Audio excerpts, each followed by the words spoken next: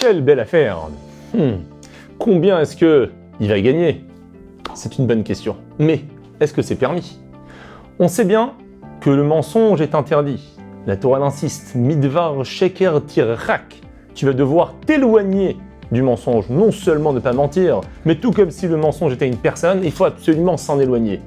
Mais en fin de compte, est-ce que la fin justifie les moyens? De toute façon, on va atteindre le prix réel. Donc, à droite, à gauche, on va un peu arrondir les angles pour arriver à une réalité. Est-ce permis?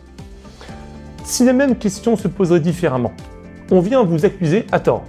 Vous êtes convaincu que vous n'avez pas cette dette. Et on vous sort des papiers comme quoi vous avez une telle dette.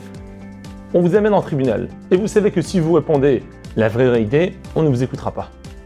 Ah non, monsieur, c'est pas une réponse. Vous êtes obligé de rentrer dans le jeu et d'inventer vous aussi des papiers, par exemple.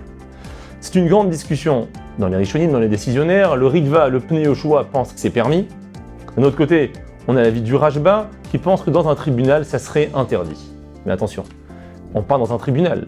À l'extérieur d'un tribunal, ça serait peut-être, et je dis bien peut-être, permis. Et à part cela, on parle bien ici d'une accusation, d'une défense, de garder mes propres biens. Mais de là, d'une façon qui n'est peut-être pas la plus loyale, gagner de l'argent, ça serait peut-être interdit.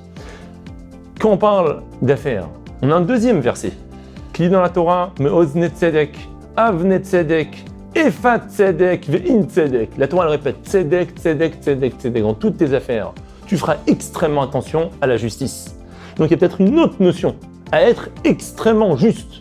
Non seulement ne pas mentir, mais être extrêmement juste. La Gemara nous enseigne, dans la Masechet Shavuot, Echad bepe ve'echad belev. Il faut faire attention à ne pas avoir une intention et dire autre chose. Il faut que tu sois à 100% cohérent et émette et vérité.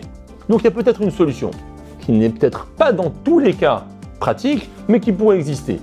Si je dis toute la vérité, et je lui explique, renseignez-vous, sachez, X est le prix du marché. Certaines fois, ça peut fonctionner. Mais si je sais que ça ne fonctionnera pas, il faudra bien évidemment consulter une autorité rabbinique compétente, mais a priori, il y a sur qui se baser pour le permettre. Chazak ou Baruch.